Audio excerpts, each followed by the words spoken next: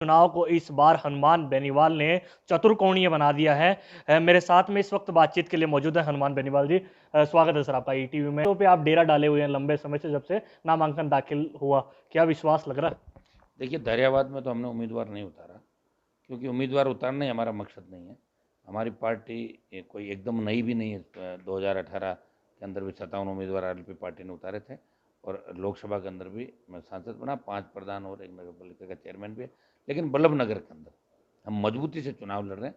उदयलाल जी डांगी का खुद का ज़बरदस्त क्रेज यहाँ किसान और 36 कौम के अंदर है, और राष्ट्रीय लोकतांत्रिक पार्टी पूरी मजबूती के साथ यहाँ डटी हुई है।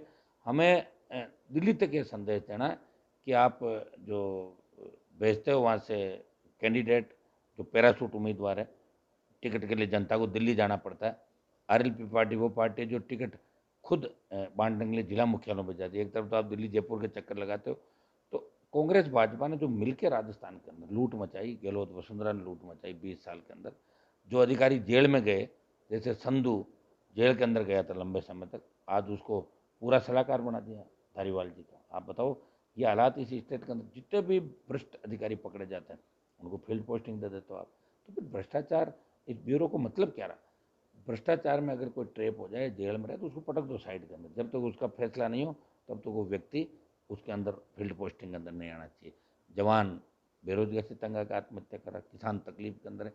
किसानों की संपूर्ण कर्ज माफी, मुफ्त बिजली, टोल मुक्त राजस्थान, मजबूत लोकायुक्त, संपूर्ण कर्ज माफी, इन सब को लेके हम बड़ा आंदोलन हमने पहले भी उनका रैलियों के माध्यम से किया था, पार्टी का गठन किया।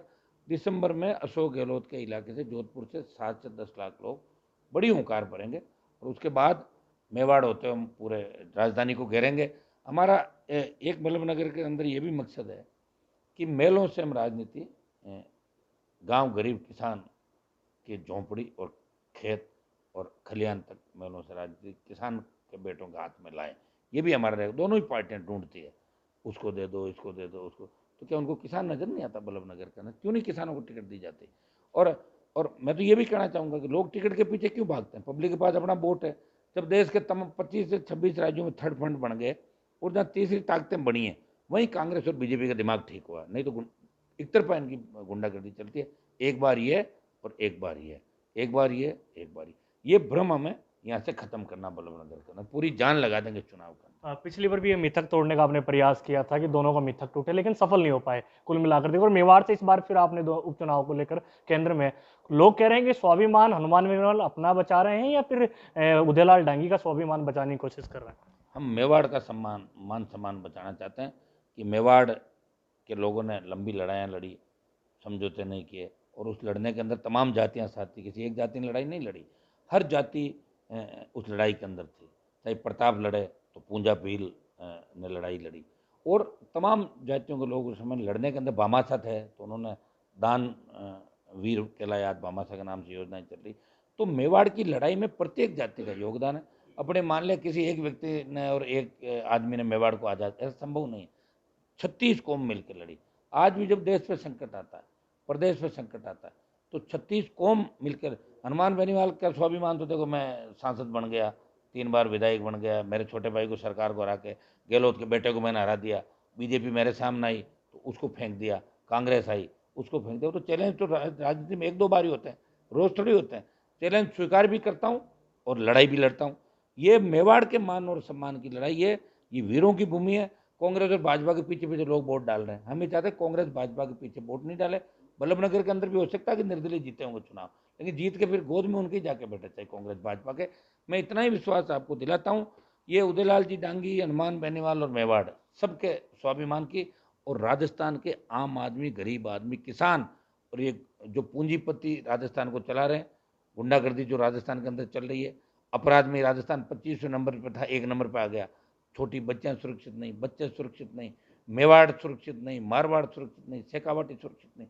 तो ये मान सम्मान पूरे राजस्थान का है। ये बल्लभ नगर का चुनाव मेवाड़ का ही सम्मान नहीं, ये राजस्थान के सम्मान की लड़ाई हनुमान बेनीवाल लड़ा। एक किसान का बेटा जो खुद की पार्टी भी बनाई और इस पार्टी को स्टैंड किया और लड़ाई लड़ रहा है। जब देश के किसानों को आवश्यकता पड़ी तो एनडीए छोड़ के सड़क पे बैठा 60 दिन तक देश का एकमात्र सांसद, सत्ता को बार बार ठोकर मारी और आम आदमी गरीब आदमी के लिए लड़ा। मुख्यमंत्री कह रहे हैं 8 से 8 महीने तक मैंने विधायक के जाने के बाद में विकास का काम कोई रुका नहीं, लगातार काम हो रहे हैं। बीजेपी कह रही है ये तो वोट काटने की एक राजनीति कर रहे हैं हनुमान बेनीवाल, कोई अस्तित्व नहीं दिखाई नजर आता। बीजेपी को तो अस्तित्व मेरा ही दिखाई दे रहा है हर जगह, इसलिए वो मेरा कह रहे हैं।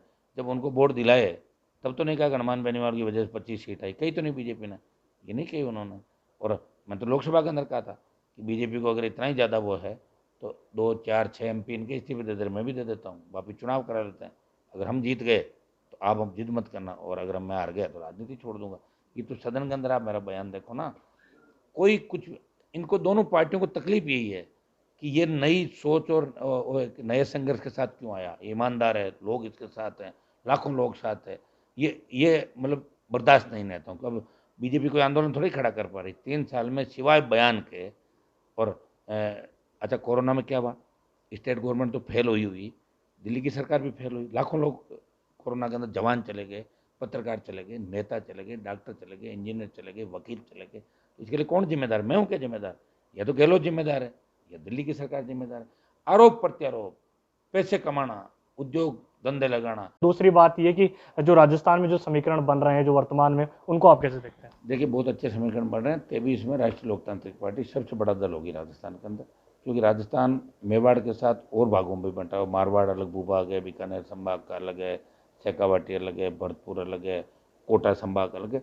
तो तमाम संभागों के अंदर आप राजनीतिक रूप से अगर नज़र दौड़ाएंगे ना, तो राष्ट्रीय लोकतांत्रिक पार्टी धीरे धीरे मजबूती से आगे बढ़ रही है। पहले बसपा 6 सीट जीती थी, वो भी कांग्रेस में विलय होता। आज भी विधानसभा में हम तीसरी पार्टी है, 3 विधायक हमारे पास ही है, किसी के 2 है तो किसी के 1 है। तो तीसरा दल विधानसभा में भी RLP है। और लोकसभा में भी अगर आम आदमी गरीब आदमी कोई बात करता है तो हनुमान बेनीवाल ही करता है। अगर मैं प्रधानमंत्री के साथ था तभी मैंने ये कहा था कि महंगाई कम होनी चाहिए, पेट्रोल डीजल के दाम घटे, क्रूड ऑयल अंतर्राष्ट्रीय मार्केट में सस्ता हो रहा है, तो फिर यहाँ पेट्रोल डीजल पे क्यों आप सेस लगा के मार रहे हो लोगों को? तो ये आप सब मुद्दे बता रहे हो, इसके बाद क्या जो मुकाबला आपका किससे है, कांग्रेस से, भाजपा से या अन्य संगठन से? दोनों से। कहाँ पे? यहाँ पे वल्लभनगर में। वल्लभनगर में तो मुकाबला है ही नहीं। वल्लभनगर में तो राष्ट्रीय लोकतांत्रिक पार्टी आगे निकल गई। यहाँ किसान तो वोट डालेंगे। यहाँ तमाम लोग मेलों से राजनीति को बाहर निकालना चाहते हैं और मेलों से गांव गरीब किसान की झोंपड़ी में राजनीति लाना चाहते हैं। सभी नेता 2023 की बात कर रहे हैं, आप भी बात कर रहे हैं। मुख्यमंत्री गहलोत और पायलट एक ही हेलीकॉप्टर में बैठ के आए, पुराना गुटबाजी आपने देखी है। तो ये जो मेवाड़ से जो आप संदेश दे रहे हैं पूरे प्रदेश को, क्या ये आप पहुंचा पा रहे हैं? देखिए, पायलट और गहलोत कहाँ एकजुट हुए? पायलट को गाड़ी में सीट नहीं दी, 4 जनों की थी, 2 पीछे बैठ गए, गहलोत आगे बैठ गए। उन्होंने तो ड्राइवर को मजबूरी में उतार के अपनी इज्जत बचाई वहाँ पर, नहीं तो दूसरी गाड़ी में आना पड़ता उन्हें। ये चला के किया उनके साथ कि भाई हेलीकॉप्टर तक तो ले आए और फिर वहाँ भी ये संदेश दें कि देखो गाड़ी में जगह नहीं दी, देखो गाड़ी चलाते हुए आए। ये तो अपमान था सचिन पायलट का, उनको नहीं रहना चाहिए कांग्रेस पार्टी के अंदर। बार बार अपमान कराने से क्या मतलब? आदमी को जीवन जो मिलता है, आज मैंने पार्टी बनाई, स्वाभिमानी व्यक्ति हूँ, अकेला मेरा जैसा पब्लिक का मन देखता हूँ वैसा ही कर लेता हूँ, मुझे को दिल्ली चर्चा थोड़ी करनी पड़ती किसी। सचिन पायलट किस तरह परेशान है, 3 साल हो गई। हमने तो उस समय उनका साथ पहले भी दिया था 18 के अंदर, 3 विधायक मैंने सपोर्ट के लिए दिए। जब सरकार गिर रही थी तो मैं बीजेपी के पाले में ही खड़ा था कि भाई मैं कांग्रेस के खिलाफ हूँ। लेकिन पायलट जिस तरह बार बार जलील हो रहे हैं, उनको पार्टी छोड़ देनी चाहिए अगर उनके अंदर मान और सम्मान स्वाभिमान है। तो ये आप RLP संयोजक हनुमान बेनीवाल को सुना, उन्होंने सभी सवालों का बेबाकी से जवाब दिया। उनका कहना है कि आने वाले प्रदेश की सियासत में RLP दमखम के साथ प्रदेश की सरकार बनाएगी। अब देखना होगा कि वल्लभनगर के उपचुनाव से वो क्या संदेश दे पाते हैं, कितना अपने आप को स्थापित कर पाते हैं, ये तो आने वाला वक्त ही बताएगा। ETV भारत के लिए उदयपुर से कपिल पारिक।